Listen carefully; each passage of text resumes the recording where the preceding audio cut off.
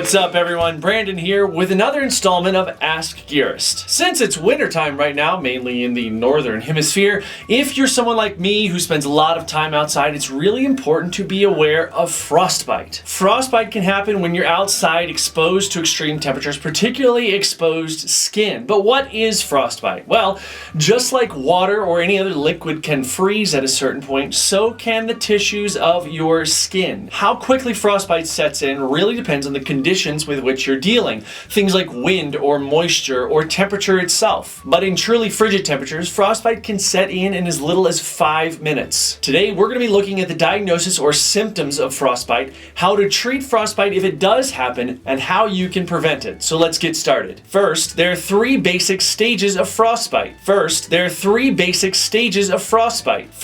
frost nip, the beginning stages of frostbite. Next, there's superficial or intermediate. And finally, the big daddy is deep or advanced frostbite. So how can you tell if frost nip has set in? First, your skin will begin to turn yellow or kind of white-ish, and you'll begin to feel that kind of sting or burn or maybe a little bit of itch with that pins and needles feelings. And again, this can happen on any part of your body that is exposed. Frost nip is something that really doesn't cause permanent damage to your skin, which is great and can easily be treated with first aid treatments, which we're going to talk about in a minute. Moving into superficial or intermediate frostbite, it's interesting because your skin actually begins to feel warm-ish to you. Now, to the touch, it will feel cold to other people, but to you, it will begin to feel a little bit warm. The skin will begin to become hard and have a waxy appearance to it. And finally, after thawing out your skin with intermediate frostbite, it will actually probably form a little bit of a blister, a fluid-filled blister. Now, for deep or advanced frostbite, first thing is get your ass to a hospital. But before we talk about that, let's talk about the symptoms. And the first one to watch out for is that your skin is actually very hard to the touch.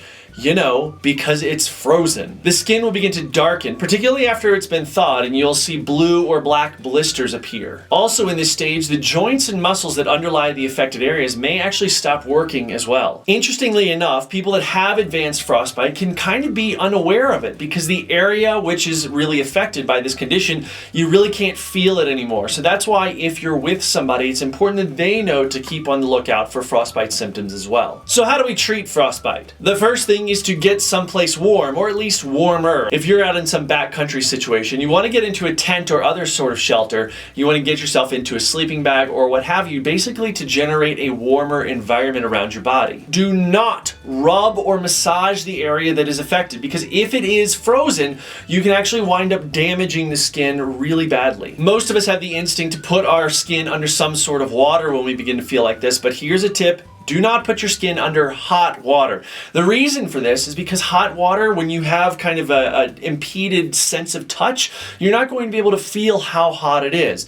It's best to really kind of go with water that's lukewarm or something like that. When I felt my fingers getting a little bit kind of frost nippy, what I have been able to do is turn on a sink, put my elbow under it, something that is actually warmer to really feel what that temperature is. So you want the water to be hovering right around 100 degrees or so. If the affected area is something that you can't submerge in water, put under a sink like your nose or your ears or something like that, what you can do is take a washcloth, put that same warm water on it, and repeatedly rotate it out with warm water, placing it on those areas for about 30 minutes or so. As feeling begins to return to those areas, it is not going to feel good. It's going to range anywhere from pins and needles that are kind of uncomfortable and itchy, all the way up to very, very painful. So when does the hospital come into play? Well, if you've got that superficial or intermediate up to advanced frostbite, or you think you might, go to the hospital. Those symptoms are the ones that I mentioned a second ago, but they also can include things like fever or unexplained symptoms that you may not have seen before and you're just confused about what they are. Don't mess around, go to the ER. At the ER, they're going to be able to deal with this a lot more efficiently than you will be at home. They'll be able to use warming techniques, which they have, including sponges, nurses to rotate those things out, making sure you're comfortable as you can be during that time, giving you pain medication, and actually using things like an MRI to see just how deeply your tissue may be damaged. In the case of these more extreme instances of frostbite, they'll also be able to remove a lot of that dead skin and then be able to handle what could wind up being an infection down the road. In extreme cases, and here's some gross images of extreme cases, removal of the damaged skin or even amputation of certain things may be necessary to prevent infection spreading to other parts of the body. So now that we've seen that, how do we prevent frostbite? Well, the first and most obvious is don't be outside with exposed skin too long in really cold temperatures. Kind of a no-brainer, but you'd be surprised. Now, for people like me that are going to go out and go on several hour hikes and things like that, you want to make sure that you're wearing the proper clothes. First, you want a base layer that's going to wick moisture away from your body, and be sure to keep things really nice and comfortable inside.